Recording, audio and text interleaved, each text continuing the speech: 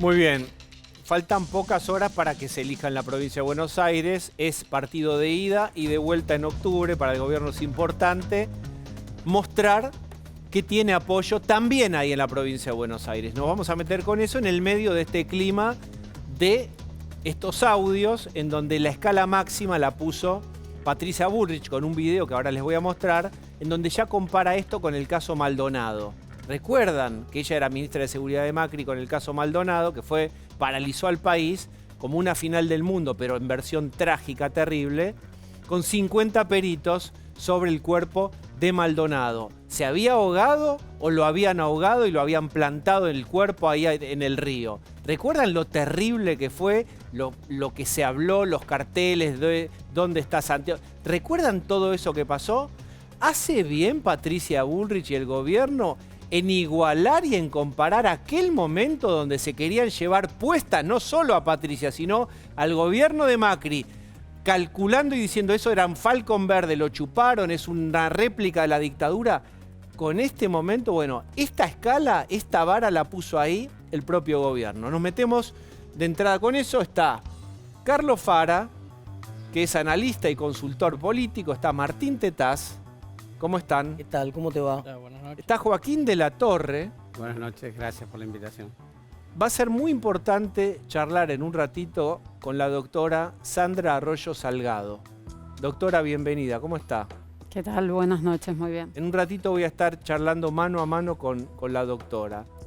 Y está Luis Seco, economista, en un día de mucha novedad en materia económica, porque el gobierno oficialmente dijo: quiero avisar que nos metemos en el tipo de cambio, nos metemos con el dólar. Es una novedad, estaba entre bandas, había las ventas de futuro, pero esto es una novedad cualitativa. Vamos a meternos en esa medida como síntoma de este momento, ¿no? Es el riesgo Cuca, dice el gobierno, es por hay dolarización de las carteras, un vuelo hacia el dólar, ¿por qué? ¿Por el kirchnerismo?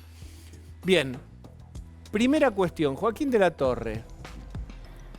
Te quiero compartir a vos y a nuestra audiencia lo que dijo Patricia Bullrich sobre el caso Maldonado y estos audios. ¿Lo tenemos? Estamos ante una de las operaciones de espionaje ilegal más peligrosas de la historia comandada por el kirchnerismo. La Casa de Gobierno y la Presidencia de la Cámara de Diputados habrían sido infiltradas con grabaciones clandestinas, guardadas en silencio durante más de un año y difundidas ahora como un misil político en plena campaña electoral.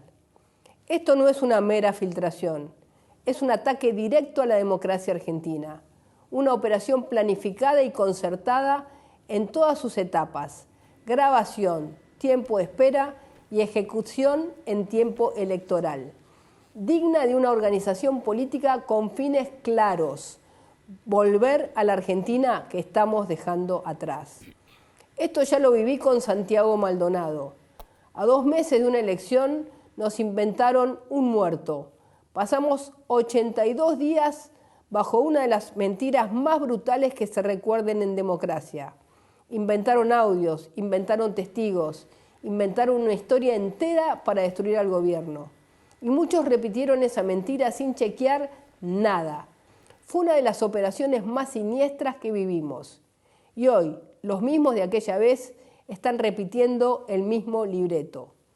Y lo digo con claridad: cuando el kirchnerismo y sus cómplices se quedan sin ideas y la violencia no les alcanza, recurren a lo mismo de siempre. Pierden poder, inventan caos. Crean un clima de sospecha, de miedo, de incertidumbre. Operan desde las cloacas de la inteligencia ilegal, con vínculos extranjeros, sembrando desconfianza y odio. Esta vez llegaron más lejos que nunca: espiar en la propia Casa Rosada y en el Congreso de la Nación. Esto es un ataque frontal a la República. Los audios difundidos lo confirman. 2 poderes del Estado habrían sido violados al mismo tiempo.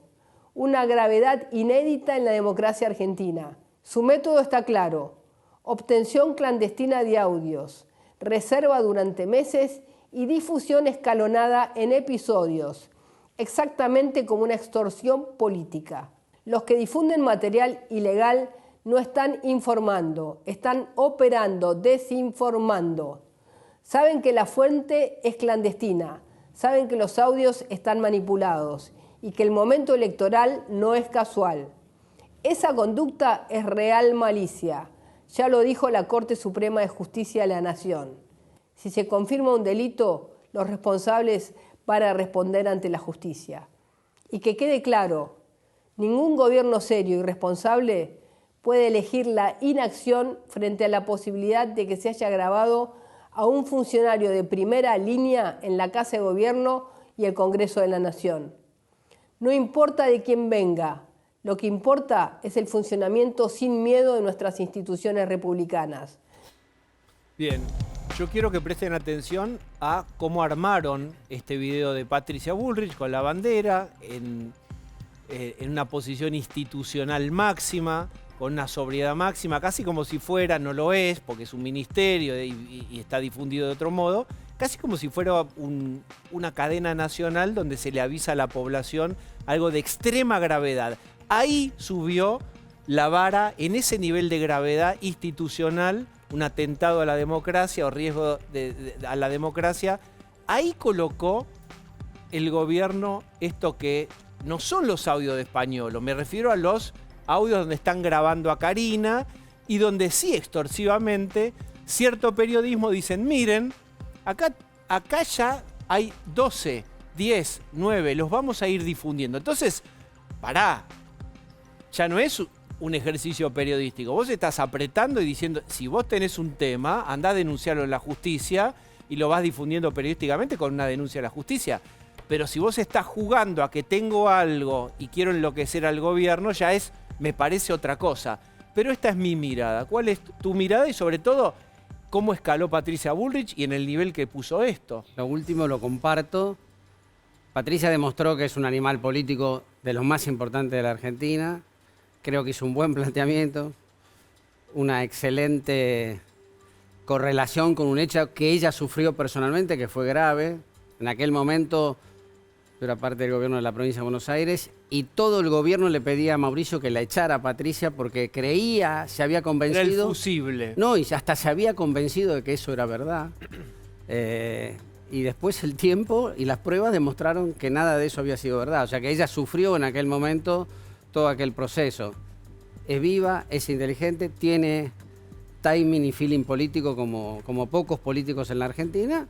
Tendrá que probar lo que dice. Doctora, ¿puedo preguntarle a usted? Yo después voy a ir personalmente a charlar mano a mano. Pero sería muy valioso una impresión sobre esto, porque tiene una gravedad, según dice el gobierno institucional, máxima. Sería muy importante que se deje actuar a la justicia sin ningún tipo de condicionamientos y esperar a lo que la justicia logre probar, avanzar, pero sí entiendo que es altamente preocupante la situación institucional, ¿no? Porque esto pone en crisis la seguridad misma del Poder Ejecutivo en sus máximas autoridades y del Poder Legislativo, con lo cual también autocrítica mediante hay varias instituciones que están fallando en materia de seguridad y de inteligencia. ¿A cuáles se refiere? Y a quienes tienen la responsabilidad de salvaguardar la seguridad del presidente y al servicio de inteligencia, sin duda también. ¿Usted cree que los servicios de inteligencia debían haber advertido que estaban siendo grabados? A ver, lo que está planteando la ministra es una operación de inteligencia en perjuicio del presidente. De ser esto así, lo que demuestra es la incapacidad que están teniendo quienes están a cargo y son responsables de la seguridad y según presidencial. Su experiencia, ¿podría ser esto una operación de inteligencia? Porque el gobierno dijo del tren de Aragua, Venezuela... Yo no acostumbro a opinar si no conozco los hechos y no me compete a mí esta investigación. Entonces no soy opinóloga, sino que me manejo siempre con las constancias, con las pruebas. Porque otra alternativa es que haya algún infiel en alguna de las reuniones o en el Congreso, como dijo Martín Menem, simplemente grabó una charla, la va fragmentando y se la dio a alguien, al periodismo, digamos, en contra del gobierno y van... Todos los que nos desempeñamos en el ejercicio de la función pública estamos expuestos a ese tipo de gente que se infiltra y que trata de acceder a estos espacios de la intimidad del poder, y debemos tomar medidas adecuadas para evitar, nos pasa a diario, jueces y fiscales, cuando debemos preservar, digamos, las líneas de investigación para que un conocimiento ex ante o una publicidad no malogre el avance. Entonces, vivimos permanentemente con esto, con tener que cuidarnos de no ser víctima de ningún tipo de operación. Entonces, finalmente le pregunto, ¿usted cree que sí, efectivamente, tiene esta gravedad? Porque la comparación fue con Maldonado, ¿eh? De ser así, bueno, no, en eso no comparto que sea un hecho de tal gravedad. En aquel se trataba de la vida de una persona. El derecho a la vida es el derecho más importante. No es comparable, ¿le parece, con Maldonado esto? En mi opinión no, pero bueno, es una opinión. Pero es una opinión, usted es una jueza importante y por eso vale la opinión. Pero quiero seguir escuchando. Mirá, Martín. A mí me parece que en primer lugar el gobierno ha perdido completamente la iniciativa política. Me parece que el escándalo que empieza con un audio que no tiene nada que ver con esta filtración, donde un funcionario público a cargo de la gestión de Andis denuncia que hay coimas, es de una gravedad total y llega en un momento en el cual el gobierno está con problemas con el funcionamiento de la economía, todos autoinfligidos. O sea, no hay ninguna, ahora no hay un efecto tequila, ahora no hay una crisis externa atribuible, ahora no hay un daño generado por la oposición, ahora hay una mala praxis de la política económica del propio gobierno y hay en el medio de una campaña electoral han perdido la iniciativa política. La última iniciativa política importante del gobierno en el Congreso fue la Ley Bases. Desde ese entonces hasta acá el gobierno ha perdido completamente la iniciativa política y bueno, y esto entra en un terreno donde ahora está tratando de recuperarla en una posición defensiva que a mí me parece lamentable por parte del gobierno. Carlos, ¿cómo ves vos esta? Si tenés que contarle a politólogos extranjeros en ese ejercicio de síntesis, ¿qué momento vive el gobierno? Un momento complicadísimo, primero porque se le sumaron cosas, digamos, problemas en la opinión pública, problemas en la economía. Ahora viene este caso particular con una elección del domingo que la van a tener claramente complicada.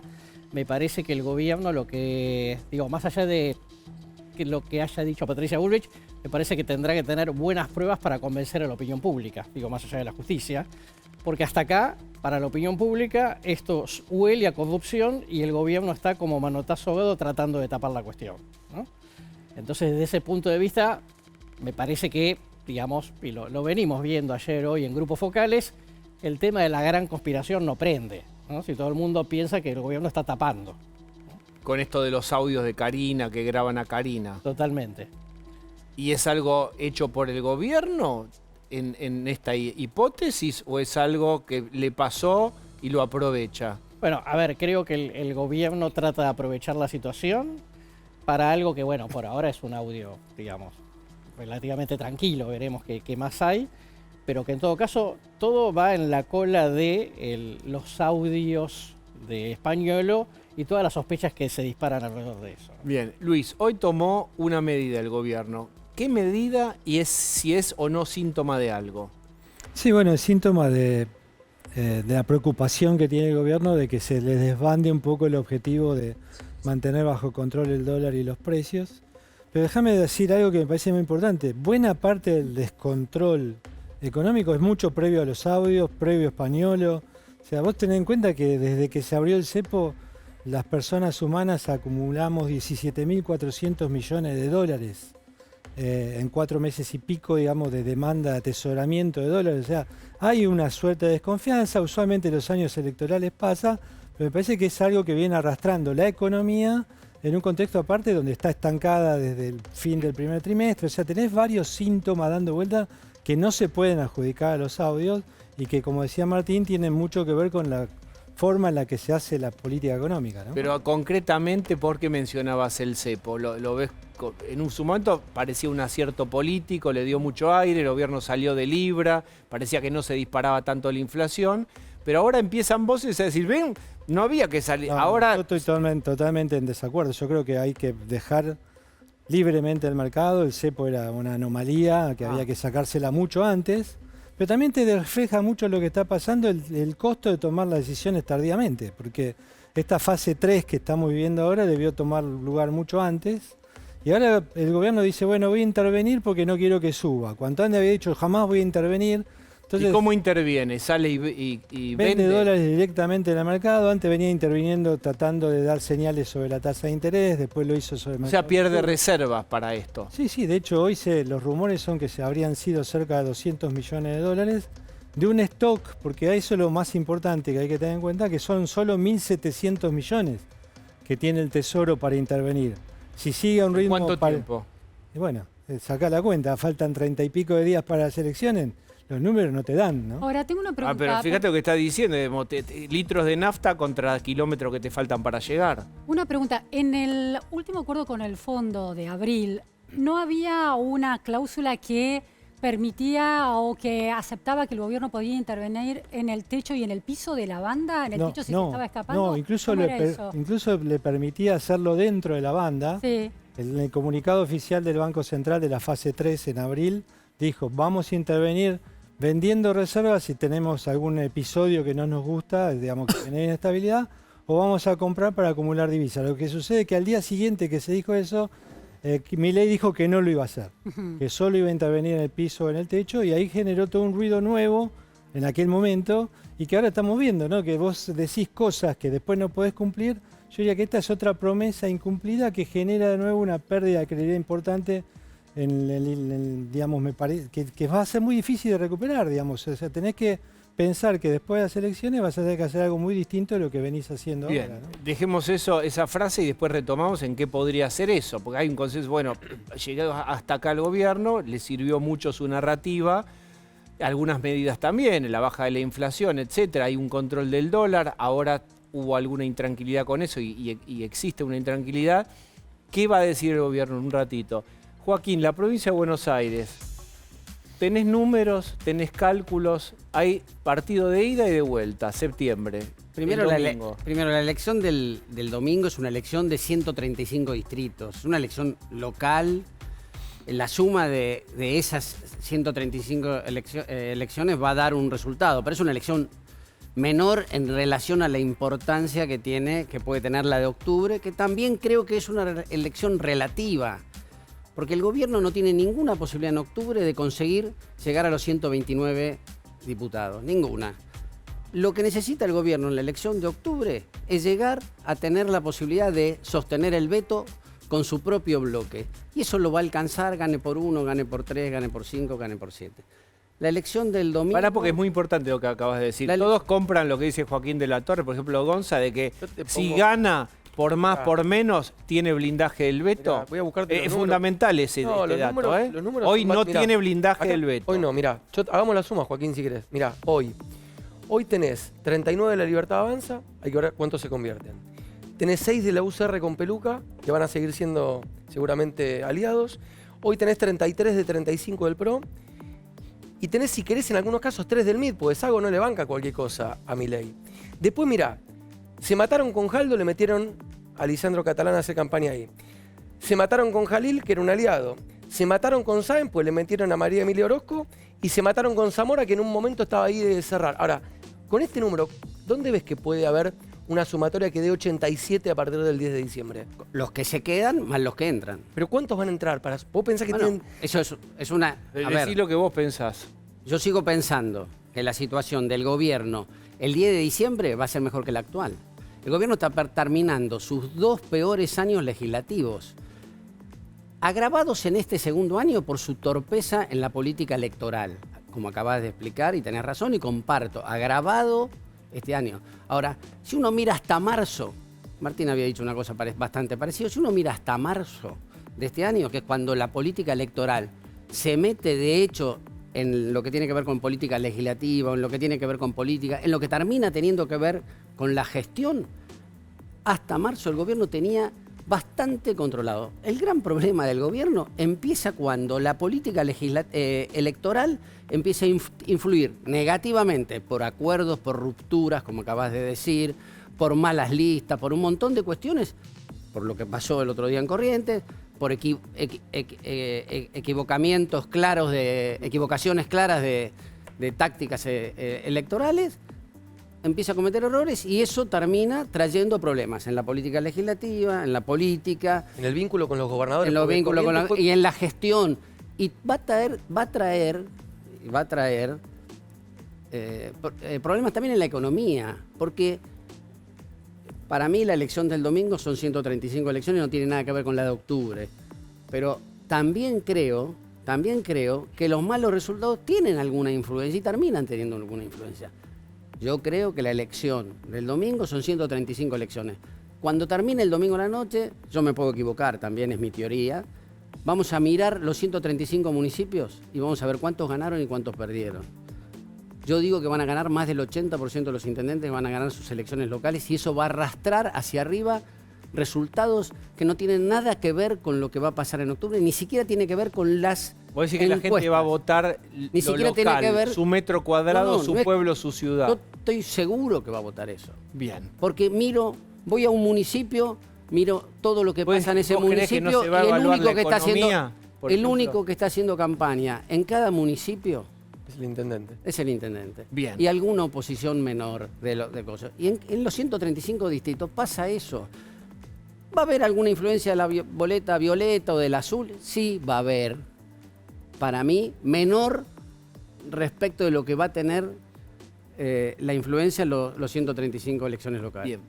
Doctora, una causa que usted lleva adelante es la agresión a la casa de Esper, que le tiraron lo que todos ya sabemos, hubo 2 detenidas, ya no. ¿En qué está esa causa ahora? ¿Qué se pudo averiguar? Bueno, hay personas que fueron procesadas por mí en base a los delitos de amenazas, delitos contra el orden público, de incitación a la violencia y al odio por sus ideas políticas.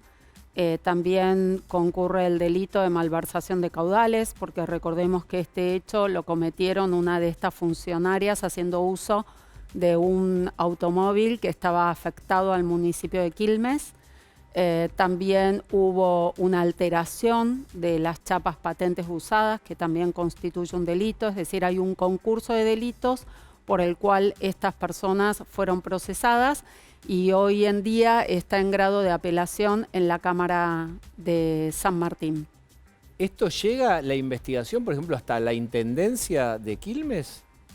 A ver, ¿Se acá lo investiga que yo concretamente di- a Mayra Mendoza o no? De momento, lo que yo tuve por probado en base a los elementos que reunimos de prueba es que había una organización, cuanto menos transitoria, que actuó con la voluntad de imponer sus ideas por la fuerza y el temor. Recordemos que el hecho no se redujo a, como se quiso banalizar, tirar bosta frente a la casa de Espert, sino que se colocó una pancarta con toda una inscripción señalando la vivienda, no solo de un legislador, sino de su grupo familiar, un grupo de varias personas en 2 móviles con sus chapas patentes alteradas que irrumpieron en la tranquilidad de la noche de un barrio de San Isidro con capuchas, con guantes, procurando evadir ser individualizados, ser identificados, y además de colocar esta pancarta señalando la vivienda particular y familiar del legislador, arrojaron una importante cantidad de panfletos con una inscripción, con Cristina no se jode, en un contexto en el que, recordemos, hubo una cantidad de sucesos violentos en distintos puntos del país. Uno fue acá, doctora, acá mismo, en TN.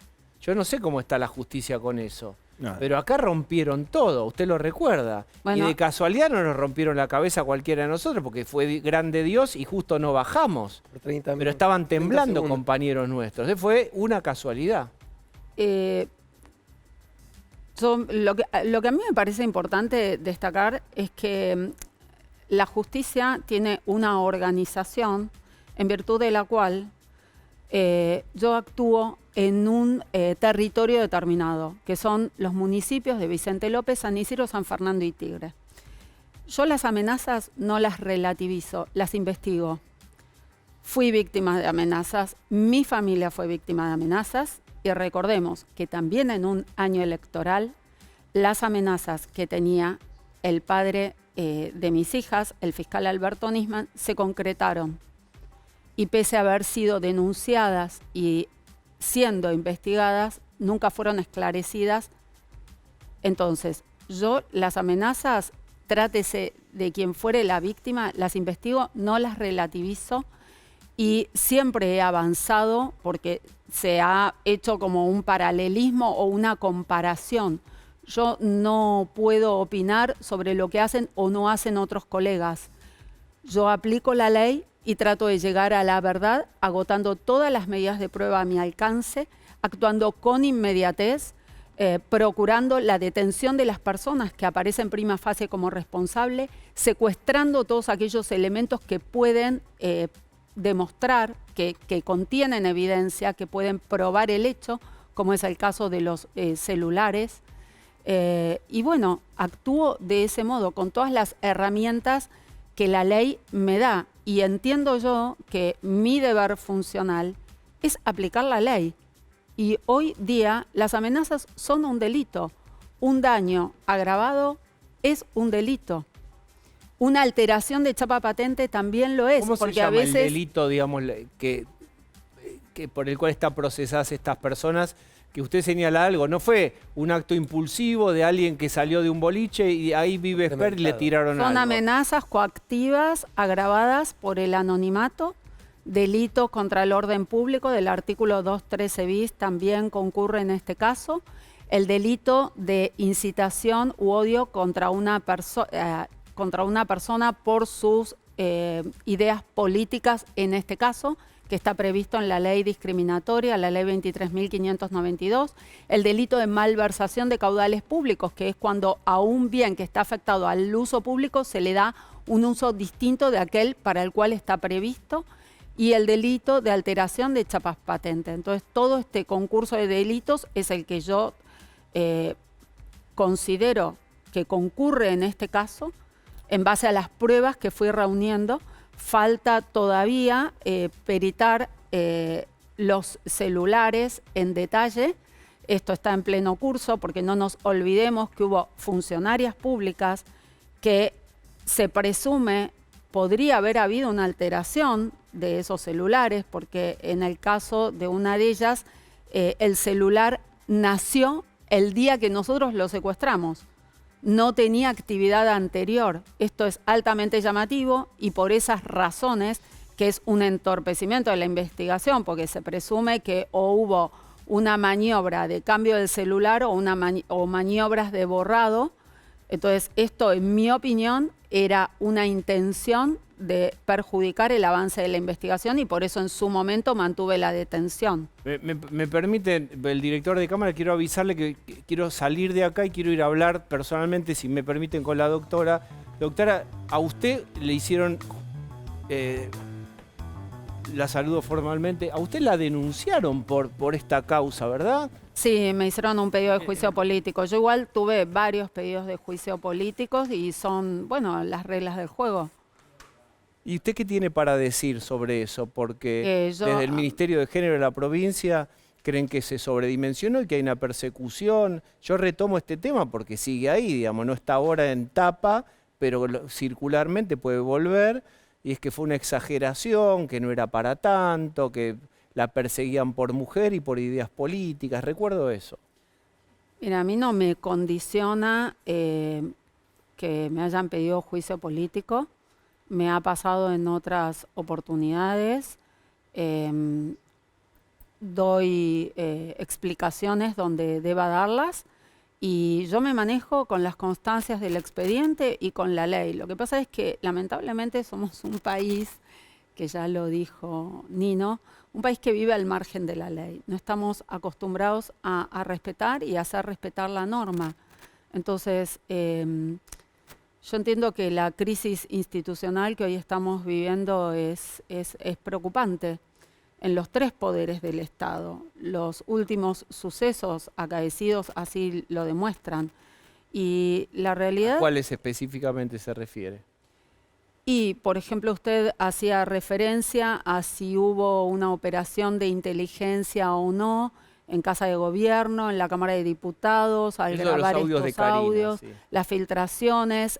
Lo que origina todo esto serían hechos de corrupción cometidos en otra institución del Estado, la Agencia Nacional contra la Discriminación. ¿Contra la discapacidad? Perdón, la discapacidad, sí. El ANDIS.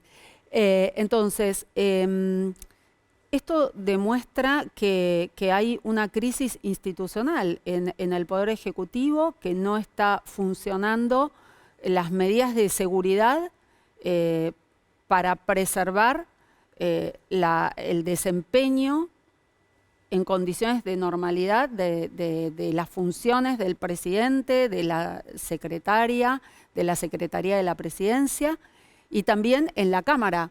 No nos olvidemos de otra parte que en el caso del Poder Legislativo asistimos recurrentemente a espectáculos muy tristes de violencia dentro de las cámaras, del recinto. En el Poder Legislativo tenemos la vicepresidenta de la Nación, presidenta del Senado, que es una realidad, no es una interpretación mía, está como ninguneada, vacía de poder, pertenece a este gobierno, pero no. El presidente de la Cámara de Diputados también cuestionado con este escándalo, salpicado con el escándalo del ANDIS. Y en los debates parlamentarios el enfrentamiento al que la gente asiste es lamentable, es triste. Estamos asistiendo a espectáculos de permanentes amenazas, discursos del odio, discursos violentos. Y si esto baja desde las máximas autoridades de estos poderes del Estado, derrama en la sociedad. ¿Usted cree entonces concretamente que ahora cambió el tono el presidente? Hasta hace un tiempo era intenso, estoy usando una palabra que quizás quede chica por momentos, manifestaba una cosa de polarización y de acusación. ¿Usted cree que eso era un problema para la conversación pública y para la agresión que podía generarse? Yo creo que en un país pasa como en una familia con el padre respecto de los hijos, en un aula el maestro respecto de los alumnos, en un juzgado el juez respecto de sus colaboradores. De la cabeza derrama, da el ejemplo. Entonces, si tenemos discursos violentos, discursos de agresividad, discursos amenazantes, es como el ejemplo que estamos dando. Y yo lo que me planteo es si hoy día la sociedad se siente representada, no hablo solamente del gobierno, sino de toda la dirigencia política. Porque por estos enfrentamientos que estamos viendo permanentemente en el debate político, que no tienen, digamos, no están a la altura de las circunstancias. Pareciera que el interés no está dado en resolver los problemas de la gente, sino en la puja política, en la chicana, en la violencia, en la amenaza, en la operación de inteligencia para perjudicar a tal o cual espacio. Y ante todo esto tenemos un poder judicial debilitado, totalmente debilitado. Tenemos a la Corte Suprema de Justicia de la Nación integrada tan solo por 3 miembros que no cumple ni con la representatividad de género, ni con la representatividad por especialización técnica, porque no hay integrantes que tengan que representen las diferentes especialidades, ni tampoco representan la cuestión federal. Son los 3 integrantes de la región centro y nuestro país es un país con un gobierno federal y hay un decreto del entonces presidente Néstor Kirchner, que determina que la integración de la Corte debiera atender a estas tres cuestiones. Y en definitiva, el poder judicial es el poder al que acude del más débil al más poderoso, desde el más humilde al millonario. Todos cuando ven vulnerados sus derechos, libertades y garantías individuales. Es el último garante. Lo vemos con la secretaria Karina Milei, recurriendo ahora a la justicia por entender ella que se había vulnerado su derecho a la privacidad y la intimidad con la difusión de estos audios, por entender también que estaba en riesgo la seguridad nacional. ¿A quién acude? Al Poder Judicial. Entonces, ¿por qué los gobiernos de turno y la política no se preocupa por fortalecer al Poder Judicial y que realmente pueda actuar como un poder independiente ¿Usted no siente que del el gobierno resto? quiere fortalecer al Poder Judicial? Bueno, hasta ahora la clase política, digamos, tanto los dirigentes como oposición, no han logrado integrar la Corte. Tenemos al Ministerio Público Fiscal, que la cabeza es el Procurador General de la Nación y está representada por un funcionario que es interino, no está estabilizado en el cargo, el doctor Casal. No solo es quien fija la política criminal en materia de persecución del delito, sino que por mandato constitucional es el custodio de la legalidad y quien representa los intereses generales de la sociedad en la persecución del delito. Y después tenemos el Ministerio Público de la Defensa a cargo de una defensora general que tiene, entre otras funciones, ni más ni menos que la representación y defensa de los menores y de las personas con capacidades diferentes. Hablamos de personas con capacidades diferentes. La defensa ante la justicia, que es una mujer que está pronta a cumplir la edad de jubilarse, y que realmente no estamos viendo en los distintos ámbitos una participación activa cuando vemos menores víctimas, personas que hacen amparos porque no pueden acceder a sus medicamentos, a tratamientos, y no vemos una participación tan activa del Ministerio Público de la Defensa representando a estas personas ante la justicia. Claudio, quiero que te integres a esta conversación. Hay una mirada amplia, doctora, que usted acaba de hacer, desde cómo Milei maneja la conversación y en qué tono público, hasta un reclamo sobre robustecer el servicio de justicia. Claudio, te escucho. A lo que decía la doctora, sumémosle que para el año que viene, si esto sigue así, la mitad de las fiscalías federales va a estar desocupada. Y los juzgados ni hablemos. Entonces, una manera de fortalecer también es, más allá de las cúpulas, ¿no?, ir completando los juzgados y los tribunales que están todavía vacíos. Doctora, este año, una de las iniciativas del gobierno que había sido discutida mucho tiempo, llegó a votarse en el Congreso. Fue uno de los pocos triunfos del gobierno, que fue la votación del juicio en ausencia para el caso, aplicado para el caso de la AMIA, ¿no?, que investigó el padre de sus hijas, como usted bien dice. ¿Qué opina de esa ley? ¿Qué opina de la posibilidad de que se haga de una vez el juicio en ausencia? Y concomitante a eso, por supuesto, la causa que investiga la muerte del doctor Nisman. Bueno, yo creo que fue una ley, es una ley muy importante, es una herramienta legal que va a permitir darle a los familiares de la víctima y a la sociedad toda, ¿no?, que está conmovida, que tanto sufrió ese atentado terrorista y que reclama permanentemente verdad y justicia, por lo cual creo que es una herramienta legal muy importante, no solo para los familiares de la víctima, sino para la sociedad toda, de saber la verdad de lo acontecido con el atentado y que se pueda despejar si verdaderamente entonces hay pruebas en punto a las responsabilidades que Alberto Nisman señaló en su dictamen respecto de, los funcionarios del régimen iraní y de otros partícipes y autores posibles del atentado contra la AMIA.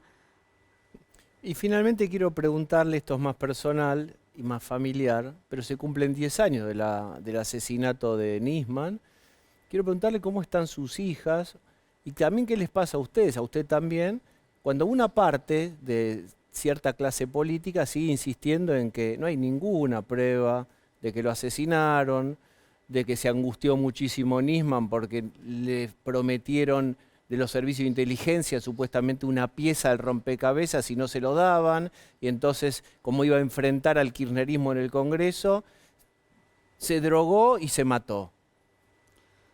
¿Cómo están sus hijas y cómo afrontan todavía estas versiones?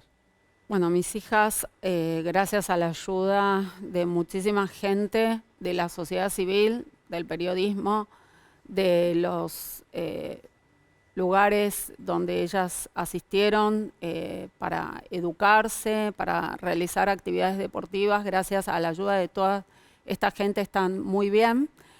Han concluido gran parte de sus estudios y ahora ya se recibió de sus estudios universitarios y ahora está haciendo un posgrado. Y Cala la más chica también terminó el secundario y se encuentra ahora en la universidad, es muy deportista.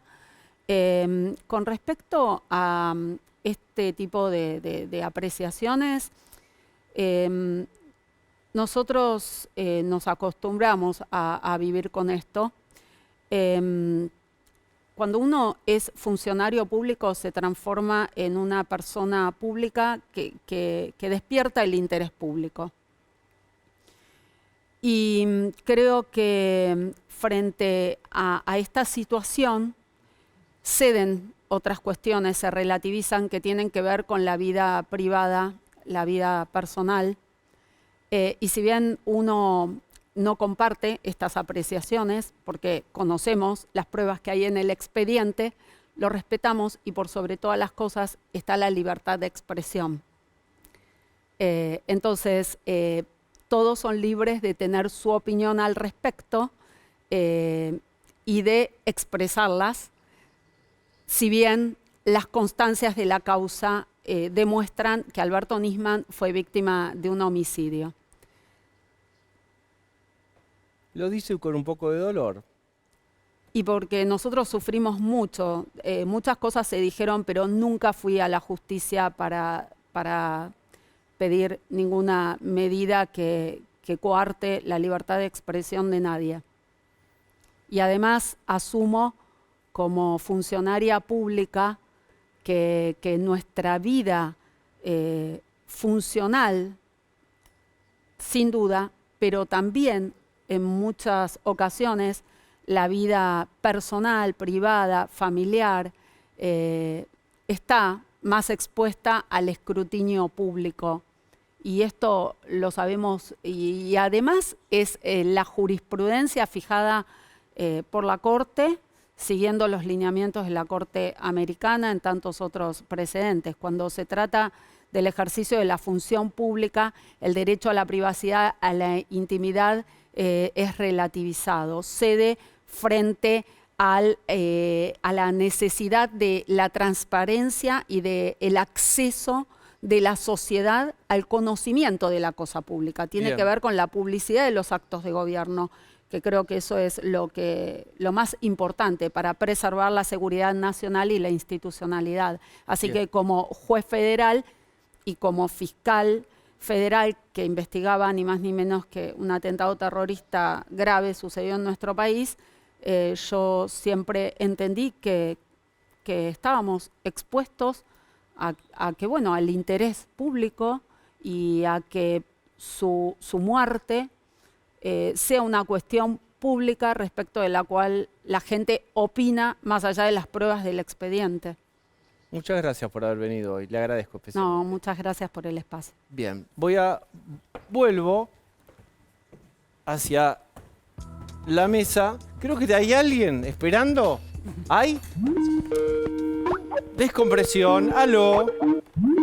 Sheikman, Sheikman. Uy, Patricia. Sheikman. Sí. Sheikman. Estoy acá. Ojito con pasar audios raros porque dormís adentro, a Troden. Marche preso por operador. Chito la boca. ¿Y sabés lo que le pasa a un psicólogo Patricia. como vos en un penal? Le estropean el yo, el ello y el super yo, en ese orden. Así que... Y el aquello también. Así que Nada de pasar Esta audios noche le raros. toca a tu ello. No, nada de pasar audios raros que quieran ensuciar a Karina sin permiso. Son las reglas de la democracia liberal. Está bien. Además, fue un juez independiente el que lo decidió. Agárrensela con él. Pero vayamos al punto central. A ver. ¿No te parece, Diego? ¿No te parece, Diego, que acá hay mucho espía ruso dando vuelta? ¿Mucho agente iraní? ¿Células venezolanas detrás de toda esta opereta? Vamos. No, y el tren seas de Aragua, ingenuo. no olvidemos al tren de Aragua Por grabando favor. las reuniones Por ahí favor. en diputados. Y Pagano, más cuca que Mayra Mendoza.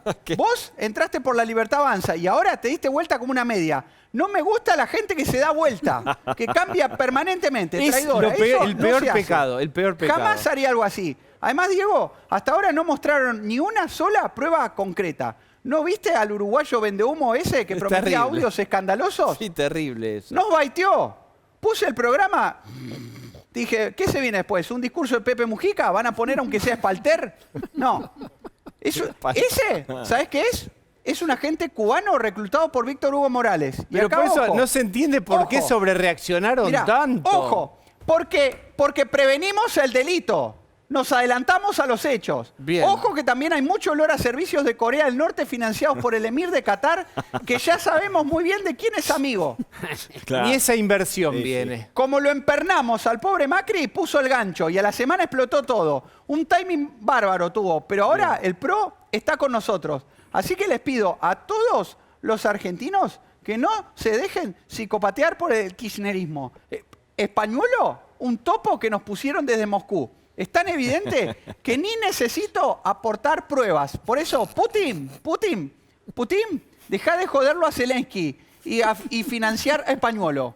Que acá el ¿Por qué que no las lo hace, allanan a las Putin? paga. Allanen también a Putin, no se Sí. queden dense los gustos en vida. Allanen a todos. Putin, ya mismo. Vamos, allanen a Putin que el jabo está en cualquiera. Ahí Mirá, está. hoy vi a Jorge Rial hablando de ética periodística en el Congreso. ¿Qué se viene ahora? ¿Morena dando clases de ética y valores en el Instituto Ana Aren? Por favor, no rompa las pelotas. Está muy porque bien. acá todos, cana, eso. Bueno, Bien. sí. Adiós. Gracias. Voy a leer unos libros con Cunio Libarona. Que, bueno, ¿estamos al aire? Sí, estamos al aire. Bueno, no me graben, no me graben. Una filosofía muy Sí. interesante, la del Sí, allanamiento. mirá, encima Gracias. Me afeité y mira. Esa me cortó afeitando. Corté Terrible. afeitándome. Es verdad, la curita tenía. Bueno, ¿cómo ves el tema de la provincia de Buenos Aires? Primer match el domingo, Martín. Yo creo que muchísima gente no va a ir a votar porque nadie tiene la menor idea de qué se vota. Creo que el resultado, entonces, mucha gente además que es simpatizante del gobierno le va a hacer precio no yendo a votar y que entonces el resultado electoral finalmente, efectivamente es una elección de características locales, al menos en 8 jurisdicciones, pero finalmente va a haber un resultado y el resultado no va a ser bueno para el gobierno. ¿Y qué pasa el día después si no sabemos cómo Yo va a creo que ser? siempre el mercado reacciona ante la sorpresa, Diego. Cuando el resultado, cuando uno mira, bueno, Carlos lo puede decir mejor, pero los resultados de las encuestas no son buenos para el gobierno, el mercado está esperando Bueno, que hay el gobierno algunas, qué sé yo, pierda te por digo 5, una. por 6 puntos. Si me- Creo que si el resultado es ese, Diego, el resultado no va a haber ningún cambio en el mercado el lunes. Ahora, si el resultado es que termina ganando el gobierno sorpresivamente o que termina perdiendo por mucho también sorpresivamente, bueno, seguramente el lunes va a haber alguna repercusión en el mercado. Bien. Carlos Fara, ¿cómo ves los números? ¿Tenés números? ¿Cómo evaluás lo que puede pasar? A ver, yo te diría alta probabilidad de que el peronismo gane la elección, con 2 o 3 condimentos. Uno es el tema de la asistencia, como decía Martín, medio imposible de predecir, obviamente, porque las encuestas las están respondiendo los que van a votar, desde ya. La segunda cuestión es que el gobierno tenía alguna alternativa de poder volcar un poco la elección a su favor, en tanto y en cuanto no tuviera problemas, y obviamente, digamos, tuvo una serie de lleva 2 o 3 semanas un poco para el cachetazo, y entonces es muy difícil poder presentar esto como o violetas o azules, ¿no? Digamos, con lo cual la elección efectivamente se localiza más o se provincializa, y si hay poca asistencia a votar, o digamos, donde vas no más del 60%, lo más probable es que tengas en movimiento, no digo más allá de los aparatos, los núcleos duros de cada uno de los partidos, y entonces en ese punto está claro que el gobierno, digamos, lleva las de perder. Bien. Yo, mira, tengo una de Aresco. la peloteo con ustedes. 41 en la proyección a Fuerza Patria, 41,7 Fuerza Patria y 39,5 la Libertad Avanza. ¿Me suena esto? El gobierno, yo entiendo que te firmaría si son 2 puntos. Pero para un tema, hay que marcar algo para mí, que son 8 distritos electorales, que son 2 que aglutinan 10 millones de votos entre los 2, que es la tercera y la quinta, y que como toda elección distritalizable, te permite jugar con el marco de lectura. Quiero decir, vamos a un ejemplo concreto. 2009, ganó de Narváez. Y bueno, sí, ganó. Ahora, país total, ganó el acuerdo cívico y social. Había ganado Carrió a nivel país. ¿Cómo lees? Porque mirá si gana la quinta, por ejemplo, Milei, y pierde la tercera. Es un resultadazo. ¿Qué pensás? A ver, que la primera, perdón. Dale, quiero escucharlos picadito a cada uno. Lu.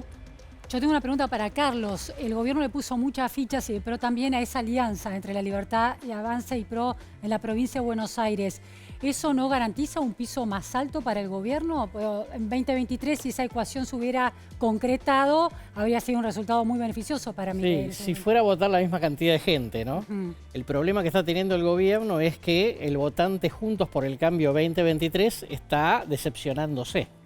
Y entonces no va a ir a votar al kirchnerismo. Si no ve otras opciones en una elección medio local, lo más probable es que por ahí se te queda en la casa. Entonces obviamente estás más cerca del núcleo que votó a la Libertad Avanza en la primera vuelta. ¿Y la alianza con PRO le sirve para garantizar mayor fiscalización, que es lo que tiene el peronismo y el kirchnerismo en la provincia? Sí, no me da la impresión, no sé, ahí puede opinar mejor Joaquín, no me da la impresión de que ese es un problema particularmente, ¿no?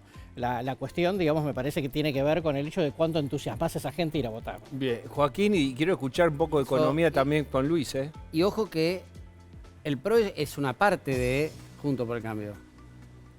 Falta el radicalismo, que no está en esa alianza, falta la coalición cívica, que no está, falta un montón de intendentes independientes y faltan intendentes del PRO. En la segunda, los 2 intendentes más importantes del PRO no están en esta alianza. San Nicolás. En la cuarta, los 2 intendentes más importantes Junín. tampoco están, Junín y Chivilcoy. Y Trenquelauquen con 8 intendentes radicales, o 7. Y Pergamino y San Nicolás tampoco están, o sea, ojo que no es Juntos por el Cambio más la Libertad Avanza, la cuenta no es así. Hay 10 puntos por lo menos de piso que no están sumados si fuéramos aparato por aparato. De cualquier manera, yo creo que es una elección que vamos a sumar peras y manzanas, porque es una elección local y la de octubre es una elección nacional. Entonces, yo creo que no hay que darle una rápida interpretación de que lo que pase el domingo va a pasar en octubre. Pues yo creo sí, que nada que ver. Rápido. De hecho, la persona... Si gana, no gana Kicillof. Listo, el nuevo presidente. Por supuesto ganan los intendentes. Pero es una interpretación. Bueno, posible. Pero ahí empezamos con la batalla discursiva de... Déjame una cosa. Bueno, por eso. La persona más viva de este juego quería que la elección de septiembre fuera después que la de octubre. ¿Quién es la persona más viva? De Está este acá juego cerca. vive en Tigre. ¿Está bien? Quería que la elección de octubre fuera antes que la de septiembre. ¿Por qué? Para que los intendentes jugaran la de octubre primero y después fueran por la de ellos. La economía en la provincia es muy heterogénea, la provincia. Una mirada desde el dron de Luis Seco. Mirá, sí, son realidades muy opuestas, ¿no? El conurbano, la zona núcleo, la zona más hacia el sur. Yo creo que no creo que voten, como decía Joaquín, todos por la economía. Creo que hay mucha influencia de lo local. La de octubre va a ser un poco diferente. Y me parece que yo los escucho mucho especular con el resultado electoral. Pero pase lo que pase con el resultado de octubre, el gobierno va a tener que tomar decisiones. No es que, bueno, ya está, pasó la elección. ¿Sobre qué temas? Mirá, hay un tema fundamental que es cómo construye gobernabilidad, por ejemplo, para aprobar el presupuesto. Argentina no puede tener 3 años seguidos sin presupuesto. Y uno mira todo lo que pasa ahora y va a decir, olvídate, no veo cómo vas a hacer para aprobar un presupuesto. Entonces hay cuestiones institucionales muy importantes y después hay cuestiones macro. O sea, el gobierno va a tener que ocuparse de la macro, probablemente relanzando el programa, alguna cosa que luzca, digamos, nueva, que recree las expectativas y mostrar que hay capital. ¿Qué podría hacer? Te pregunto finalmente. Porque tiene que recrear. Bueno, pero ya ¿qué habían podría anunciado hacer? que esto es una cosa... Mira, sale Messi, que fue a ver a Nico Vázquez. Como la vez pasada. Mirá lo que está ocurriendo, la locura por Messi, esto a la salida del teatro. Nico Vázquez sale de atrás, había mucha gente, ya teníamos un móvil preparado y no sabíamos si iba a ocurrir. Ocurrió. Ahí está Messi. Bueno, una bocanada de oxígeno. Ha venido claramente de Miami acá, no sé cuánto tiempo está. Y ahí lo tienen. Messi en Argentina, en el teatro, viendo a Nico Vázquez. ¿Qué les parece? Dale campeón, le gritan. Divino. Un momento lindo, ¿eh?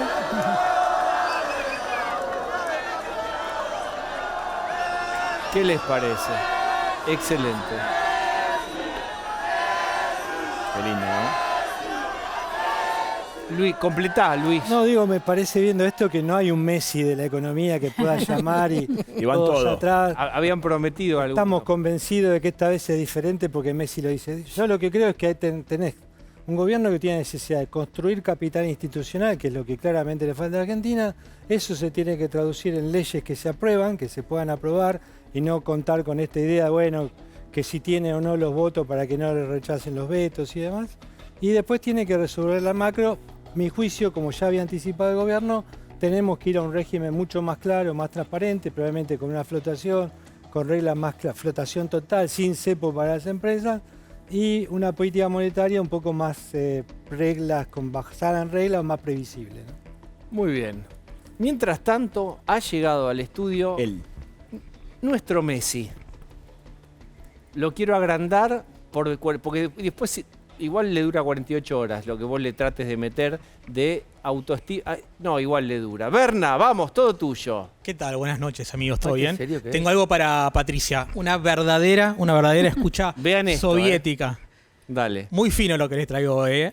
Y muy, muy comunista. Un abrazo a todos los chicos ahí del PC. Bueno, vamos a viajar a Moscú, al Archivo Estatal Ruso de Historia Sociopolítica, que es ahí donde encontramos el archivo de la URSS y todos los papelitos que hay ahí. Espera. Déjame enmarcar esto. Yes. ¿Cuántos productores en Argentina te traen un archivo de 1953? La casa... Entre Stalin y Leopoldo Bravo.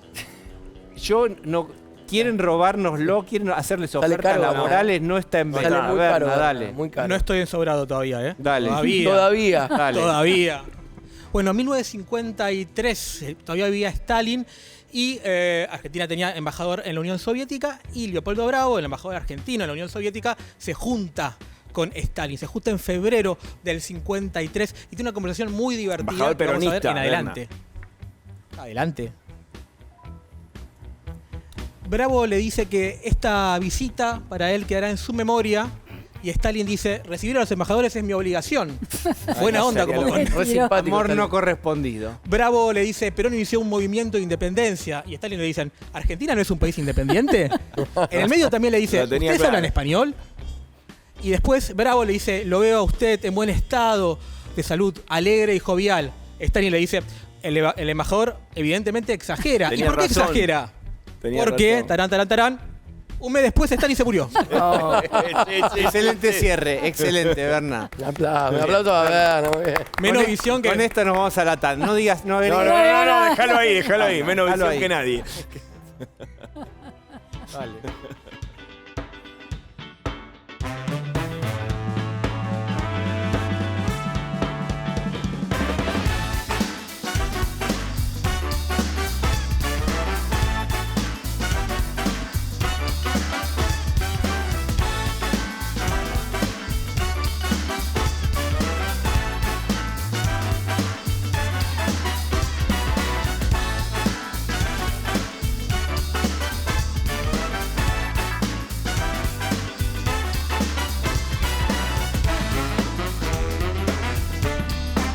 Aprovechar Naldo Cel con ofertas increíbles. Del 1 al 3 de septiembre, hasta 45% off y 18 cuotas sin interés. Con envíos a todo el país. Naldo, un amigo de la casa. La belleza de las playas encantadoras. La belleza siempre nos inspiró. La belleza de las playas encantadoras, de los paisajes vibrantes de Sudamérica. Descubrí la belleza de Sudamérica. MSC Cruceros, un viaje hacia la belleza. En OMINT diseñamos nuevos planes médicos que se adaptan a lo que usás. Planes de calidad hasta 25% más económicos. Cotiza y compralo online. Tu plan, tu cuota, tu OMINT.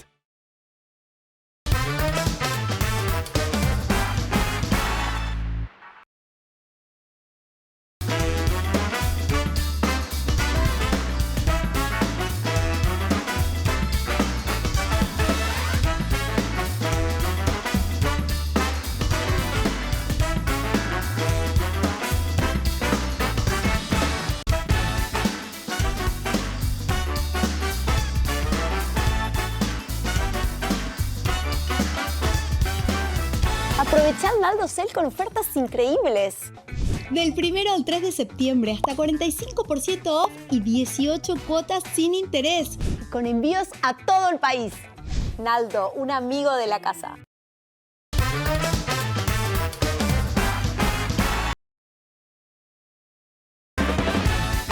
Bueno, muchas gracias por habernos acompañado. Darío Lopreite ahora. Hasta mañana.